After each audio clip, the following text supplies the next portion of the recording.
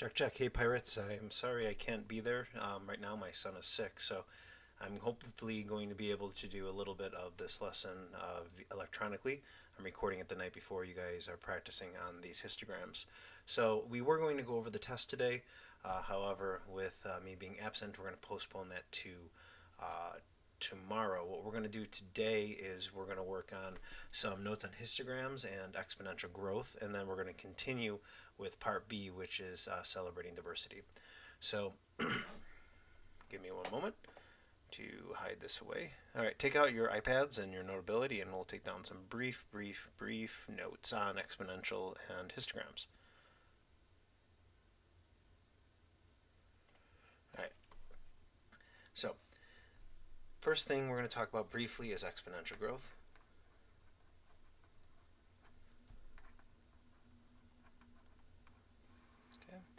And what exponential growth is it's exactly what you guys did in the lab yesterday when you were looking at the mathematical model of the peppers or the apple plants.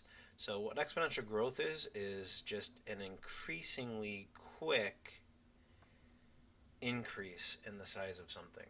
So certain populations will experience exponential growth if we have population size here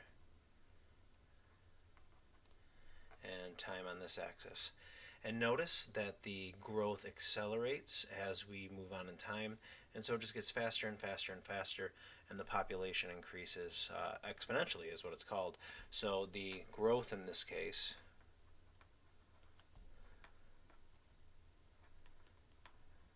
so the growth gets larger, increasingly fast. However, as we talked about yesterday in the mathematical model, real things can't actually do this. And the reason why real things can't actually do this is because sooner or later they're going to run up against limits on the resources.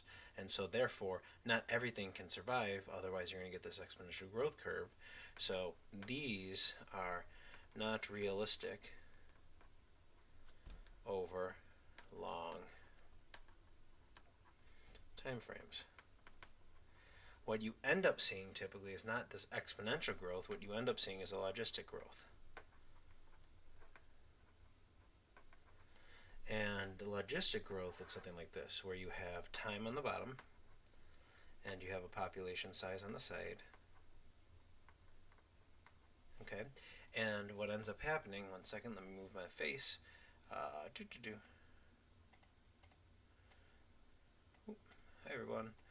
What happens is the line over there, it starts off growing exponentially, okay? And then as they run out of resources, death rates increase, birth rates decrease, and the population levels off. So this type of logistic growth is what you end up seeing in most cases in the wild. And so that's exponential growth, and that is also logistic growth. And give me a second while I focus this camera just a little bit better. Whoa, there we go. All right, so as I say, most cases in the wild, this is what type of growth you get. However, we showed yesterday during class that exponential growth curve. All right, so that's that right now. All right, we talked a little bit before about bar graphs. And bar graphs show categories and comparisons. Okay, so what you guys are going to be doing today is you're going to be creating what is called a histogram. Okay, and histograms are like bar graphs, but they show intervals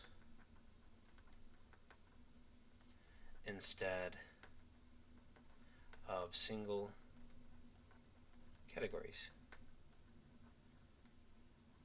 Okay, and so what this is going to show is a variation within a population size. And you guys are going to use the data you got yesterday with the green beans in order to create your histogram. So what you guys need to do right now is you need to take out the exploring change activity that we began yesterday, and you need to turn into it until you get to your data table. Okay, and your data table is down here. And so yesterday you should have gotten 25 different pieces of data. If you did not get 25 different pieces of data, what you need to do is you need to, if you weren't here yesterday, you need to get the data from a partner. If you were here yesterday and you didn't have enough time, like 7th hour, I know a lot of you did not have time, what you guys need to do is you need to share data with a different group. Okay, what I'm going to do is I'm going to make up some data here. Please don't make up data on your own. Get the data from somebody else. So I have 143, 157, 168, 142, 141, 158, 132, 131, 147, 152, 163, 171, 185, 153, 149, 147, 129, 138, 131, 130, 140, 145, 147, 158, and 160. Okay, so you're going to need all of this data in order to complete this activity. So we have all of our data. We have 25 data points in our data table. It's not really a data table, it's more of a tally sheet. Okay, so we're going to refer back to this here, and we're going to move on to the next page, to page number 6. So the first thing you're going to want to do for step number 6 is we're going to want to determine the range of lengths in the sample size. In order to do that, we need to find our largest length. Okay, so we go back to the previous page and we look around, and we look and we look. We look for our largest length. There's 168, 163, 171, 185. Okay, it looks like 185 is my largest one. You'll also need to get your smallest one. So going through my data set here, and I'm looking, and it seems like my smallest one is here, which is 129.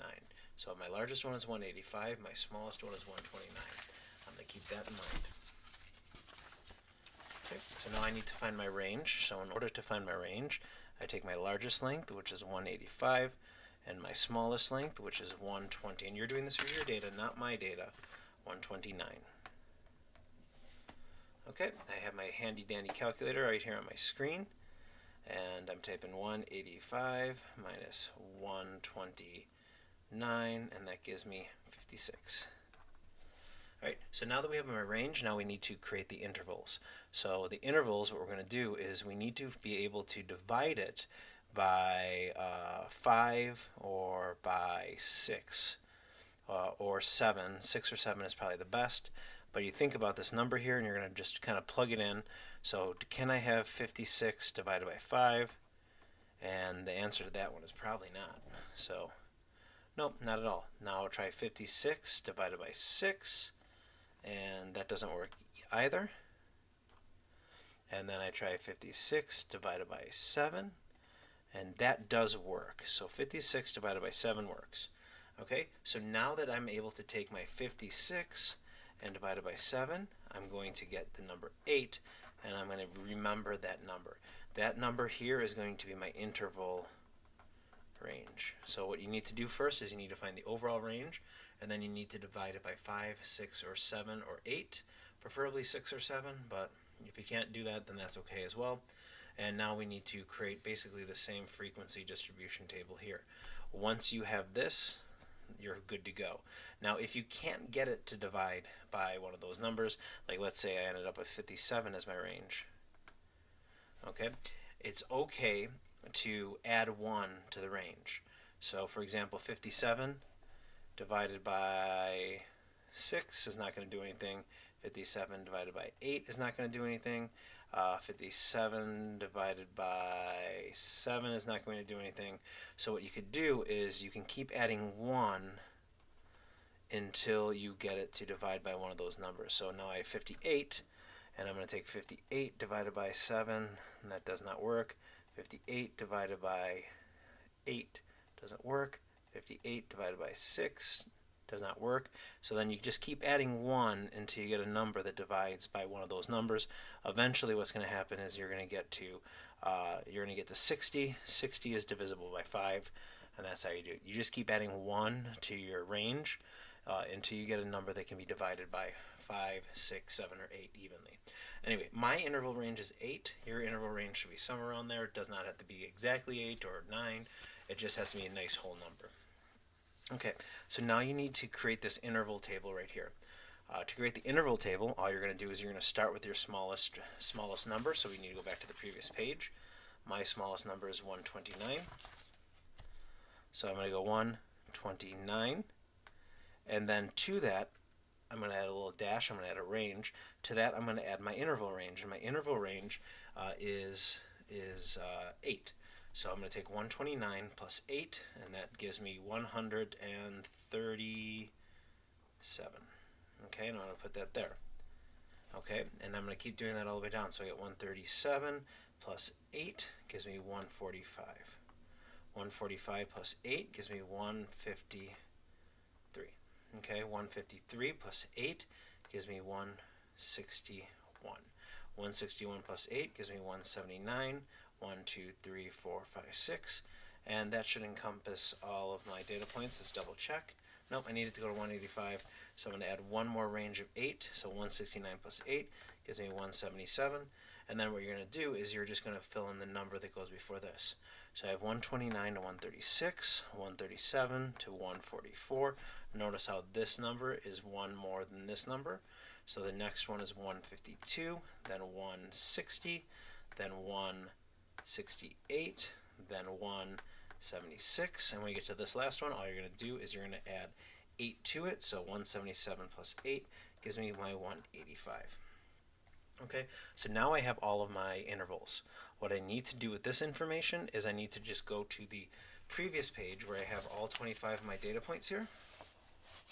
And then I just need to tally how many times the number falls between the range. So here I have 143.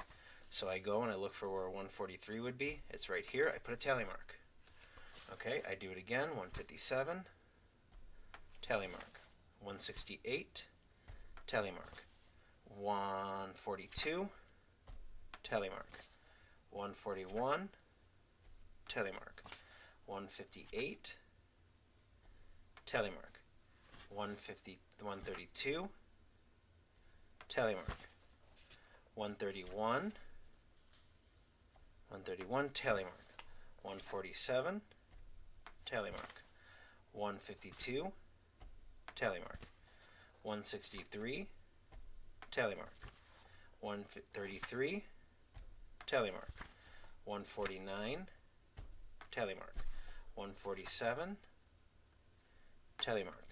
129, tally mark. 138, tally. 131, tally. 130, tally. 140, tally. 145, tally. 147, tally. 158, 158 goes here, tally. 160, tally. Okay, and then I skipped a bunch, so I only have 5, 10, 15, 20, so I believe I skipped 171, tally. 133, which is here, tally. 185, okay, and my 163. Anyway, so you get a tally mark like that, and you count up all your numbers. So 1, 2, 3, 4, 5, 6, 7. I have 7. I have 5. I have 6. I have 5. So notice that my numbers aren't adding up exactly correct because I did mess up and I skipped a few. But you're going to get something, and all the numbers here should add up to be 25 because you had 25 different data points to begin with. Okay, now what you're going to do is you're just going to create a bar graph using this information, and you're going to create a bar graph. Instead of having individual categories, you're going to use this range here. Okay, so what you're going to do is you're just going to set up a normal bar graph. Okay, use the graph paper underneath the goggles, and you're going to write your intervals down at the bottom. Remember, this is the size, and that's in millimeters. And you start with your ranges. You just write exactly what your ranges were. So I have 129 to 136. I have 137 to 144. I have 145 to 152. And I have 153 to 160. I have 161 to 168. I have 169 to 176, and then I have 177 to 185. Okay, so there's your intervals, your sizes. Over here, I'm going to have a number of beans, because that's what you used. Don't forget, you will need a title. So I'm going to put number of beans versus the size they are. Okay, and now you're just going to plot it like normal. So we have 0, we have 1, we have 2, we have 3, we have 4, we have 5, we have 6, we have 7, we have 8, we have 9, we have 10, and then I just make bars for each one. So 129 to 136, go back to my table, it had 7, so I have a bar up to 7 there. And then the next one, the next range had 5, and then the next range had 6, it goes up a little bit. And then the next range had 5, and yes, I know I am messing up a little bit. Your guys would be not nicer because you get to use the graph paper. And the next one would be 2, and then 1, and then 1. So there we go. So there's all my ranges, there's my histogram. Now later on, what you're going to have to do is you're going to calculate the average. And so your average of all of these, you're just going to add up all 25 of your original data points here. And this is where, this is for step number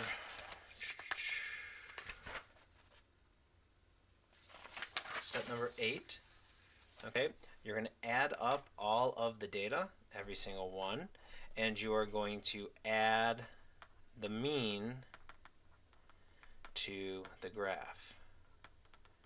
Okay, and so you're going to add up all 25 values, and then you divide by 25. That gives you the mean, and then what you're going to do is you're going to draw directly on your graph where the average would be, where the mean would be. Keep in mind these are ranges, so you're going to have to move in between a bar. And so I'm just estimating a little bit, my average should be somewhere around here. Okay, and you draw a dotted line for the average, for the mean. Okay, and right there. And then what you need to do is with your group, you're going to answer right here, these 3 questions. Are all of your samples the same for the feature you measured, or did the samples vary? What features of the graph you develop help you answer the question about whether samples are the same? What might cause some individuals to be different from others for the characteristics you measured? Come up with 3 different plausible causes. Of the causes you listed, which one will be passed on to the next generation? And then imagine only the individuals in the intervals to the right of your mean survived and reproduced.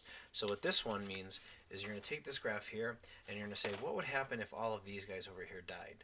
And then these ones all reproduced. So you're going to come up with an idea about what would happen if all these guys died, but all of these ones had babies. And you're going to just draw in a curve.